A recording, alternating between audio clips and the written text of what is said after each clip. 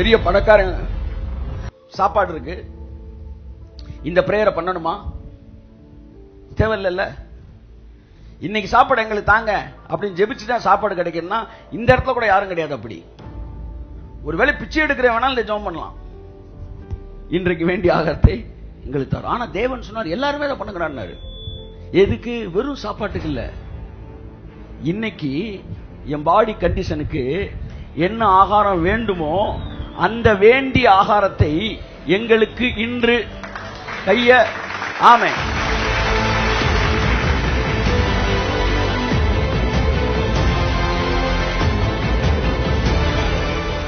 அப்ப பயத்திலே தேவனை சேவிக்கிறீர்களா? உங்கள் மனதுக்கு ஆழ் மனதுக்கு தெரியும் இது செஞ்சது சரியில்லைப்பா, கடவுள் இதை செஞ்சிருக்க கூடாது.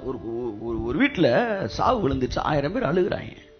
உங்க ஆள் மனசுல சத்தம் வரல சொல்லுங்க, ஏன் நடந்துச்சு?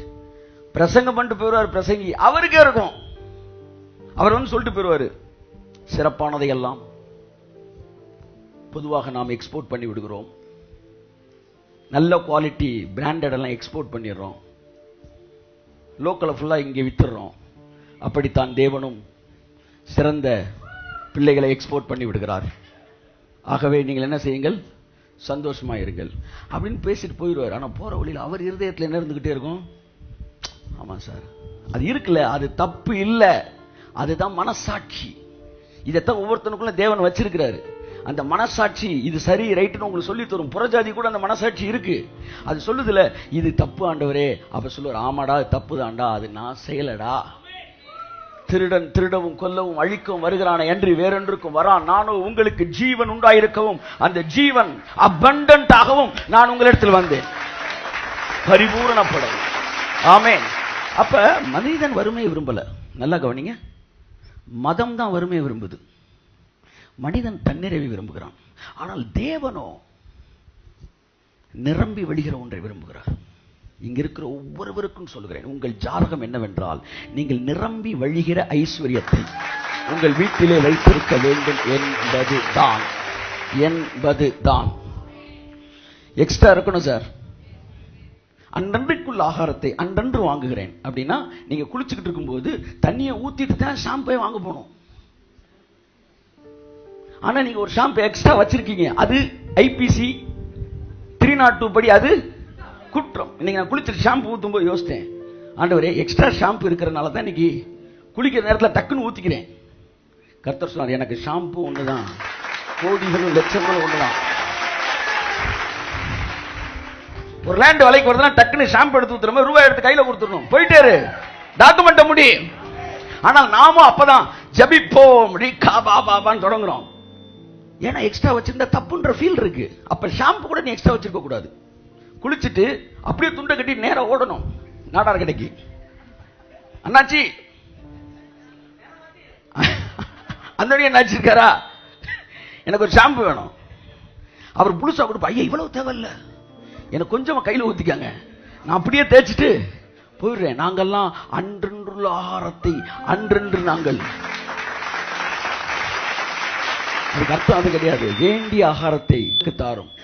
சிறந்த ஜபங்கள்னு நான் வந்து சில ஜபங்கள் எடுக்கல, இன்னைக்கு அதான் எடுக்கணும்னு நினைச்சேன். ஒரு விசுவாசத்தை பத்தி, என் அவிசுவாசம் நீங்கும்படி செய்யும். It's a prayer. அதுக்கு இயேசு பதில் கொடுத்தார், அவிசுவாசமா இருக்கிறவங்களுக்கு ஒரு நற்செய்தி. அப்படி வரும்போது வேண்டிய ஆகாரத்தை எங்களுக்கு தாருன்றது ஒரு சூப்பர் பிரேயர் பாயிண்ட். இது வந்து இன்னைக்கு எனக்கு சாப்பாடு வேணும்ன்றது கிடையாது. இந்த பிரேயருடைய சாராம்சமே வேற. பெரிய பணக்காரன் சாப்பாடு இருக்கு, இந்த பிரேயரை பண்ணணுமா? தேவையில்ல. இன்னைக்கு சாப்பாடு எங்களுக்கு தாங்க அப்படின்னு ஜெபிச்சுதான் சாப்பாடு கிடைக்குன்னா இந்த இடத்துல கூட யாரும் கிடையாது. அப்படி ஒருவேளை பிச்சை எடுக்கிற வேணாலும் இந்த ஜெபம் பண்ணலாம், இன்றைக்கு வேண்டிய ஆகாரத்தை எங்களுக்கு தரும். ஆனா தேவன் சொன்னார் எல்லாருமே அதை பண்ணுகிறாரு. எதுக்கு? வெறும் சாப்பாட்டுக்கு இல்ல. இன்னைக்கு என் பாடி கண்டிஷனுக்கு என்ன ஆகாரம் வேண்டுமோ அந்த வேண்டிய ஆகாரத்தை எங்களுக்கு இன்று கைய ஆமே. இன்னைக்கு வந்து எனக்கு விட்டமின் சி குறைவா இருக்கு அப்படின்னா நான் ஜெபம் பண்றேன், ஆண்டவரே வேண்டிய ஆகாரத்தை எனக்கு தாரும். விட்டமின் சி நெல்லிக்காவா, அன்னைக்கு வீட்டுக்கு வரவர் டக்குன்னு ஒரு 50-20 நெல்லிக்காய் வாங்கிட்டு வர்றாரு. இப்ப என்ன வந்துகிட்டு இருக்கு? வேண்டிய கையை தட்டுங்க. நீங்க தட்டு நிறைய சோற போட்டு நான் எதுக்குடா ஜெபம் பண்ணணும்? எங்களுக்கு தான் மூட நிறைய அரிசி இருக்குன்னா, இப்ப நீ ஆகாரத்தை தான் சாப்பிட்டுக்கிட்டு இருக்கிற, வேண்டிய ஆகாரத்தை சாப்பிடல. ஆனா நாங்க இந்த ஜெபத்தை சார் எங்களுக்கோ தினந்தோறும் ஆமா விட்டமின், மினரல், நியூட்ரிஷன் எல்லாம் பேலன்ஸ்டா எங்களுக்கு என்ன வருது? ஆகாரம் வருது. சோ தேவன் அன்னாடங்காட்சியா வாழ்றதுக்கு இந்த ஜெப குறிப்பை சொல்லி தரல. ஆண்டாண்டு காலமா இருந்த அரண்கள் இயேசு கிறிஸ்து நாமத்தில் நொறுக்கப்படட்டும். அப்ப தேவன் சொன்னது super abundant life, enrich it abundantly. ஏன்? அதுதான் அவருடைய கேரக்டர். உங்களை செழிப்பான இடத்திற்கு கொண்டு வந்து விடுவதற்கு தேவன் விரும்புகிறார். ஆகையால் இந்த மாலை நேரத்தில் தம்முடைய தீர்க்கதரிசியை அனுப்பி உங்களை குறித்து தேவ திட்டம் என்ன என்பதை சொல்ல விரும்புகிறார்.